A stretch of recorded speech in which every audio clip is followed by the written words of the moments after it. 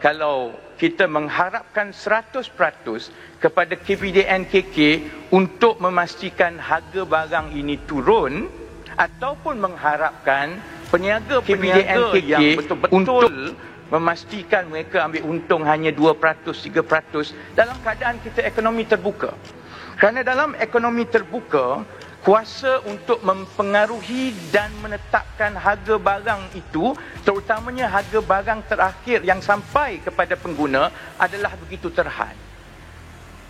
Datuk Seri Yang di-Pertua, kalau Dewan ini mengambil keputusan contohnya menetapkan semua harga barang, maka secara tidak langsung kita telah mengubah cara ekonomi kita dan itu akan ada banyak lagi kesan lain.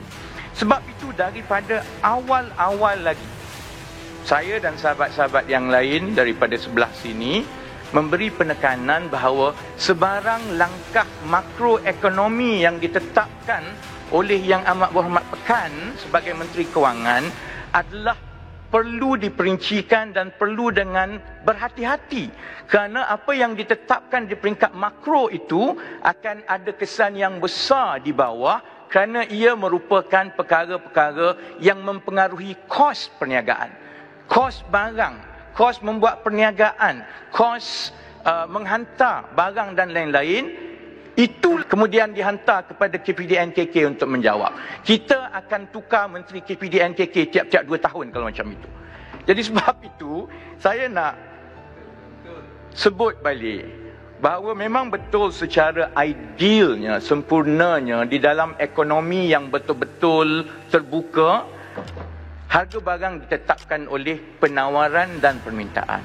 Kalau ada banyak syarikat atau pembekal yang menjual satu barang yang sama, sudah tentu mereka terpaksa bersaing, maka harga barang turun tanpa campur tangan kerajaan. Kalau ada contohnya barangan atau perkhidmatan yang ramai orang nak, dalam keadaan hanya beberapa kumpulan sahaja atau syarikat sahaja yang menyediakannya, sudah tentu harga barang akan naik. Tapi itu dalam keadaan yang ideal dan ekonomi yang betul-betul terbuka. Kita masih lagi belum sampai ke peringkat itu, dan seperti mana yang pernah dilaksanakan sebelum ini. Sementara saya ada kritikan dan yang lain-lain, saya bersetuju pada dasarnya bahawa tanggungjawab kerajaan, baik Barisan Nasional ataupun kalau Pakatan Harapan mengambil alih pun, tanggungjawab kerajaan ialah memastikan bahawa kos-kos asas yang mempengaruhi harga barang dan perkhidmatan itu sebaik mungkin boleh dikawal dan dipastikan ia kekal pada harga yang stabil, supaya ia tidak mempunyai kesan berganda yang menyebabkan kenaikan harga yang berganda apabila sampai di bawah. Sebab itu, Datuk Seri Yang di-Pertua, pendapat saya, masalah utama yang menyebabkan kenaikan harga barang yang begitu tinggi dan tidak lagi selari dengan kenaikan gaji yang terpaksa ditanggung oleh rakyat, sebenarnya bukan soal pegawai KPDNKK tidak buat kerja, bukan soal pegawai ataupun peniaga-peniaga yang mengambil keuntungan berleluasa, ada yang ambil kesempatan, tetapi itu diuruskan oleh pegawai KPDNKK dengan sebaiknya. Masalahnya apabila ini masalah makroekonomi, bukan masalah beberapa peniaga yang melanggar undang-undang, maka itu menjadi luar kawalan oleh kerana faktor-faktornya ialah beberapa keputusan makroekonomi yang dibuat sejak Yang Amat Berhormat Pekan mengambil alih dalam tahun 2009. Saya tak salahkan sangat Yang Amat Berhormat Pekan dalam tahun 2009. Ya, silakan. Ya, Yang Berhormat Pandan, saya tertarik dengan apa yang diucapkan tentang perniagaan bebas dan untuk mengkawalkan kos. Antara sebab kos naik, kita mengadakan satu sistem iaitu AP. AP untuk makanan, bukan saja AP untuk kereta. Di sini saya ada jawapan untuk soalan saya Parlimen, di mana untuk gula ada 726 AP untuk import gula. So So bila kita mengadakan sistem di mana kita tidak ada perniagaan bebas dan mereka dapat AP untuk mengimport gula dan untuk barang-barang yang lain, maknanya kos sudah naik sebelum rakyat dapat membelinya. Terima kasih Yang Berhormat Selayang. Saya akan sentuh panjang sedikit tentang soal AP ini kerana orang ramai sedia faham tentang AP kereta sebelum ini, tapi tak ramai yang di luar dan di dalam Dewan yang tahu kesan AP kepada barang-barang makanan mudah. Contohnya, saya selalu bagi contoh Datuk Seri Yang di-Pertua, kesan AP kepada harga Kobis contohnya. Tapi saya faham apa yang dimaksudkan oleh Yang Berhormat Selayang. Dan saya juga cuba mengimbangi dengan tanggungjawab kerajaan untuk memastikan untuk barang-barang asas itu ada pembekal yang boleh membekalkan barang itu secara stabil dan berpanjangan, mengambil kira turun naik pasaran. Jadi saya faham kalau contohnya beberapa pembekal pukal diberikan kelebihan agar mereka boleh menjadi pembekal yang lebih besar untuk barang-barang asas ruji, gula, beras dan lain-lain. Tetapi pada masa yang sama, Yang Berhormat Selayang, tidaklah boleh hanya untuk memastikan ada bekalan yang stabil dan berterusan dalam pasaran, kita menyalahgunakan kaedah AP itu untuk menyekat persaingan sehingga ia menjadi monopoli yang menyebabkan syarikat atau pihak yang sebenarnya memikul tanggungjawab memastikan kelangsungan bekalan, tiba-tiba dia jugalah yang menjadi pihak yang mengherotkan pasaran sehingga menyebabkan harga tinggi kerana dia monopoli. Jadi saya faham, saya tidak kata 100% mesti batalkan sehingga kita buka seterusnya, seluas-luasnya kerana kita negara yang kecil. Ekonomi kita masih banyak bergantung kepada import dan lain-lain, maka kerajaan mesti diberikan kuasa untuk memastikan bekalan itu dapat berterusan pada masa yang panjang. Tetapi apa yang saya lihat sekarang, kuasa dan kaedah itu setelah 40-50 tahun telah menjadi satu mesin mencetak wang yang menyebabkan bukan saja gula, bukan saja beras, tapi saya akan sebut Kobis pun, dan ini adalah data yang datang daripada Kementerian Pertanian dan Agro sendiri, Kobis pun menjadi mangsa kepada soal AP ini juga sehingga harga Kobis naik 3 kali ganda sejak tahun 2015. Saya akan sentuh sikit selepas ini, tetapi saya nak kembali kepada soal 2009 apabila Yang Amat Berhormat Pekan mengambil alih, beliau mewarisi defisit ekonomi yang tinggi, lebih kurang 5%, 6% pada ketika itu, dan saya faham ada keperluan untuk mengurangkan defisit itu. Bezanya ialah kami di sebelah sini berterusan meminta kerajaan mengawal perbelanjaan. Kerana pembaziran yang berlaku oleh kerana perbelanjaan kerajaan yang tiris ini bukan kami yang kata. Ini ialah laporan Ketua Audit Negara tiap-tiap tahun. Sudah ada bukti yang berterusan ada masalah dari segi mengawal perbelanjaan, terutamanya dalam projek-projek yang membazir atau yang diselewengkan. Jadi perbezaan pendapat dengan Yang Amat Berhormat Pekan hanyalah kami merasakan defisit itu yang menyebabkan hutang yang tinggi boleh dikawal tanpa membebankan rakyat jika hanya pembaziran, rasuah dan penyelewengan dikawal dan dikurangkan. Malangnya, ini sudah tahun ke-8, Yang Amat Berhormat Pekan mengambil tindakan yang berbeza. Yang Amat Berhormat Pekan mengambil tindakan yang bagi saya konservatif dan juga primitif, Datuk Seri Yang di-Pertua, dengan menjadikan perbelanjaan dan peruntukan kerajaan yang selama ini membantu menstabilkan harga barang sebagai musuh utama dan sebab utama kenapa berlakunya defisit. Sedangkan defisit itu bukan disebabkan oleh subsidi. Defisit itu bukan disebabkan kita memperuntukkan 200 juta setahun untuk memastikan kos asas makanan ini tidak meningkat. Defisit ditetapkan dan disebabkan oleh kerugian-kerugian besar projek-projek yang gagal. Oleh sebab itu Yang Amat Berhormat Pekan daripada tahun 2009 telah melancarkan satu program ekonomi untuk memotong semua peruntukan yang selama ini bertanggungjawab mengawal dan menstabilkan harga barang. Saya boleh sebut satu persatu. Tahun 2009, pada ketika itu mantan Menteri Datuk Seri Idris Jala diberi tanggungjawab khusus untuk menghapuskan subsidi. Pada ketika itu kami tidak boleh bersuara banyak kerana kita memberi ruang dan rakyat memberi kepercayaan kepada Yang Amat Berhormat Pekan tak boleh untuk mentadbir ekonomi dengan mengurangkan defisit. Itu jalan dia. Malangnya yang diambil 2009-2010, Yang Amat Berhormat Pekan mengumumkan akan menghapuskan subsidi satu persatu. Kemudian dalam 2 tahun seawal 2011, Yang Amat Berhormat Pekan juga mengumumkan cadangan untuk memperkenalkan GST. Saya tak salahkan Yang Berhormat Pontian. Saya minta maaf kalau kadang-kadang beban ini dihantar kepada Yang Berhormat Pontian kerana keputusan dan tanggungjawab untuk melaksanakan GST ialah keputusan Yang Amat Berhormat Pekan, bukan Yang Berhormat Pontian.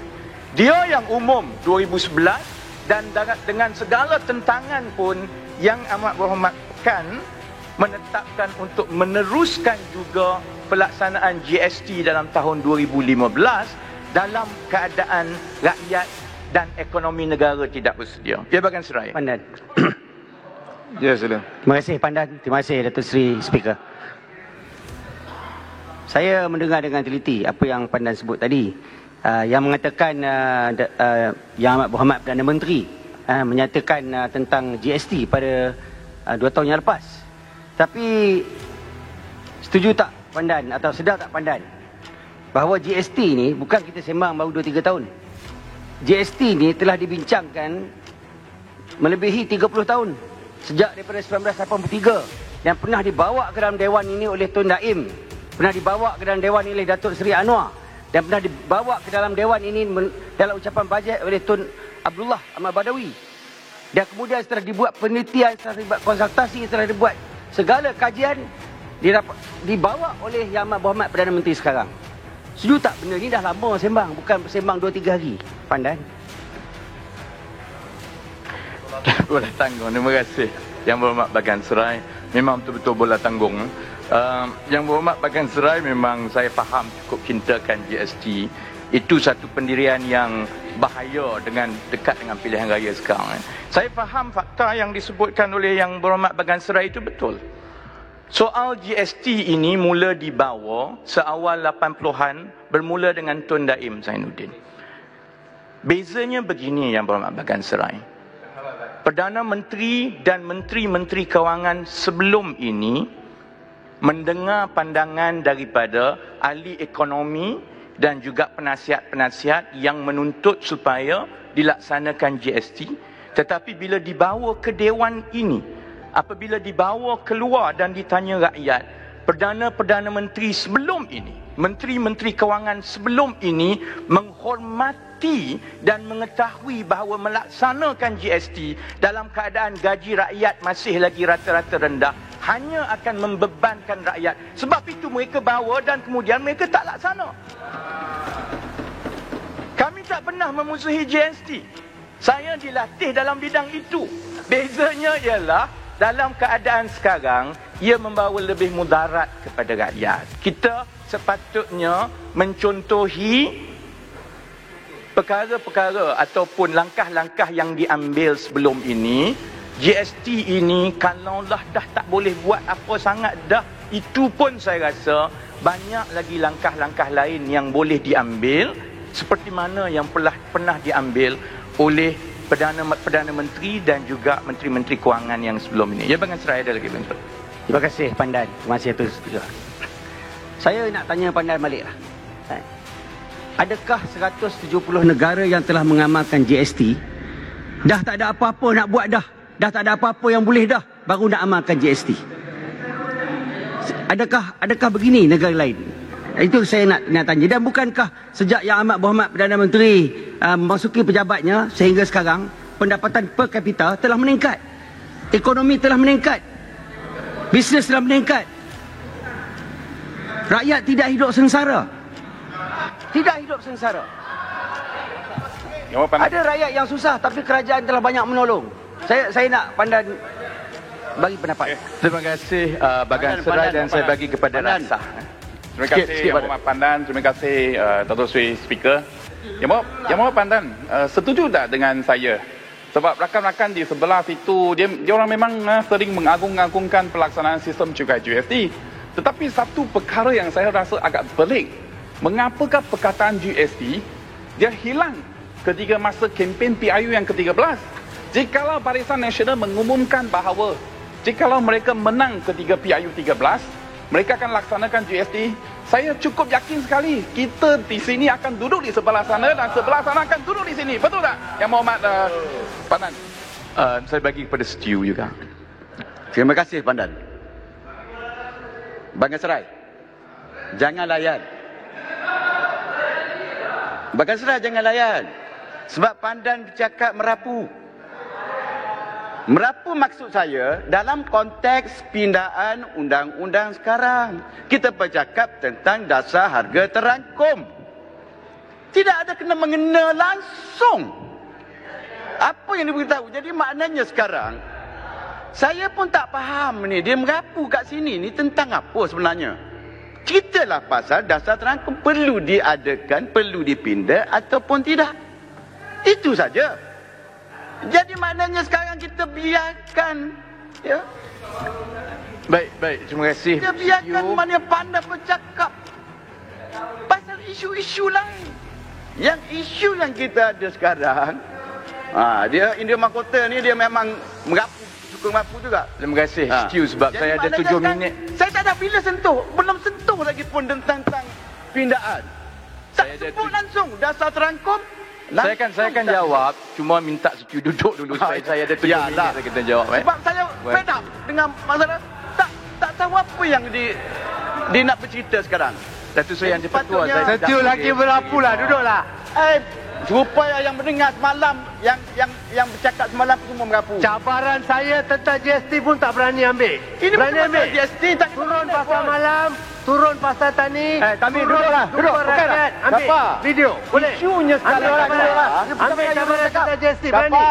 Isunya sekarang, ambil cabaran. Isunya sekarang. Jangan merapu. Datuk Seri Yang Dipertua, saya minta izin untuk saya teruskan. Masalah inilah yang susah. Kerana saya ada 6 minit dan saya perlu jawab soalan-soalan. Saya minta kawan daripada negeri saya untuk cerita pasal litik, jangan cerita pasal ayam, ya. Cerita pasal kaki dua, bulu lain-lain. Okey, cakap macam itulah lebih kurang. Terima kasih. Terima kasih Yang Berhormat Stew. Saya tak akan menjawab tentang bulu yang lain-lain. Itu bukan tempat dalam dewan ini. Tapi saya nak jawab bermula dengan soalan Yang Berhormat Stew. Kenapa perlu dibawa perkara ini sedangkan kita membahaskan pindaan kepada Akta Kawalan Harga dan Anti Pencatutan. Saya sebenarnya membantu menteri. Kerana saya faham kepayahan menteri. Menteri diberikan tugas yang sebenarnya di luar bidang kuasa beliau. Kerana beliau tidak mengawal perkara-perkara lain. Jadi sebab itu saya bawakan soal sebenarnya yang bertanggungjawab dan yang kita sama-sama kena tekankan ialah bagaimana memastikan kita membaiki kembali beberapa tindakan-tindakan dan keputusan ekonomi yang salah yang dibuat oleh Yang Amat Berhormat Pekan sehingga menyebabkan kenaikan harga barang yang tidak terkawal. Saya menimbulkan isu walau macam mana kita menggubal atau meminda atau menambah kuasa kepada Yang Berhormat Menteri dalam kes ini, memang dia tidak boleh mengawal harga seperti yang dituntut oleh rakyat kerana kita mengamalkan ekonomi terbuka. Tidak boleh ada pegawai-pegawai yang kerjanya tiap-tiap hari pergi tangkap, kemudian dakwa, kemudian masuk mahkamah, kena tunjukkan apa sebenarnya keuntungan yang tidak berpatutan, yang berganda-ganda. Undang-undang kita akan jadi huru-hara kerana hakim akan kata bawa yang itu, bawa yang ini. Dia menambahkan birokrasi yang tidak menyelesaikan masalah dan menambah kos kerajaan. Sedangkan punca utama kenaikan harga barang bukan masalah pegawai-pegawai menteri. Punca utama ialah 3-4 benda yang saya nak sebut ni. Jadi sebab itu nak mengawal harga barang bukan soal akta kawalan harga barang dan anti pencatutan semata-mata. Ini untuk dalam keadaan-keadaan tertentu, dalam keadaan bencana, dalam keadaan huru-hara yang mana ada pembekal dan syarikat yang mengherotkan bekalan dengan menyembunyikan bekalan dengan tujuan untuk menaikkan harga barang. Yang itu menteri boleh campur tangan dan menteri boleh tangkap. Tapi takkan menteri nak tangkap orang yang jual sayur, orang yang jual goreng pisang, orang yang jual napkin. Menteri ada kerja lain. Jadi sebab itu saya kata jangan kita pukul menteri kementerian pasal harga barang. Sebenarnya yang perlu jawab ialah Menteri Kewangan. Itu maksud saya dan yang saya bawa dalam perkara ini. Untuk saya jawab Yang Berhormat Bagan Serai, itu hujah yang paling klasik selalu saya dengar lah. Ini dilaksanakan di 170 buah negara dan lain-lain. Dulu 162, sekarang saya dengar dah naik 170 kan tak? Keadaan dia begini, Yang Berhormat Bagan Serai, Datuk Seri Yang di-Pertua. GST adalah cukai yang kelebihannya hanyalah satu, iaitu ia lebih mudah dikutip. Kerana ia tidak memerlukan penfailan percukaian. Ya. Berbanding dengan cukai pendapatan yang mana syarikat ataupun individu kena tulis, kena hantar, kemudian pegawai LHDN kena kira dan lain-lain, proses itu panjang. GST, siapa beli dia kena bayar. Jadi GST ini yang 170 negara Yang Berhormat Bagan Serai yang banyak melaksanakannya sebenarnya tergolong dalam dua negara yang berada di hujung spektrum ekonomi. Satu ialah spektrum ekonomi yang negara itu memang mundur dan perniagaan dan aktiviti kewangannya cukup rendah, menyebabkan kalau mahu dikutip dari segi cukai pendapatan dan keuntungan syarikat, tidak ada hasil pendapatan kerajaan kerana rata-rata rakyatnya bercucuk tanam, tidak bekerja, kerja kampung dan lain-lain. Dalam keadaan itu, cukai yang paling sesuai ialah GST kerana memang tak ada syarikat pun nak kutip. Cukai pendapatan tak ada, pekerjaan bergaji kurang. Yang 170 negara yang selalu disebut-sebut oleh Bagan Serai itu kebanyakannya tergolong dalam negara-negara ini. Sebab itu saya selalu ulang, hanya kerana Burundi melaksanakan negara ini, takkan kita nak ikut Burundi. Satu lagi spektrum yang hujung sekali ialah negara-negara yang gaji dan pendapatan rakyatnya rata-rata tinggi. Bila gaji dan pendapatan rakyatnya rata-rata tinggi, syarikat banyak, maka hasil yang paling besar ialah sebenarnya cukai pendapatan, dan sebahagian besar rakyat dan pekerjanya adalah berada di dalam sistem percukaian cukai pendapatan. Ini menyebabkan berlaku birokrasi, kos yang tinggi untuk membuat pentaksiran oleh pegawai-pegawai. Malah pentaksiran semula pun, pentaksiran individu sendiri pun memakan masa dan kos yang tinggi. Maka sebab itu kerajaan-kerajaan dia menukar. Dia akan memperkenalkan GST supaya diturunkan cukai pendapatan, tetapi dikutip melalui GST, tetapi akhirnya beban cukai daripada setiap seorang rakyat negara itu dan pekerjanya tidak bertukar. Kerana GST bukan cukai tambahan. GST ialah cukai yang lebih mudah dikutip. Datuk Seri Yang di-Pertua, dia pukul 1. Kalau saya minta 3 minit je lagi habiskan, daripada kita nak sambung balik. 1 minit. 1 minit. Baik. Terima kasih Datuk Seri Yang di-Pertua. Sebab itu saya nak rangkumkan.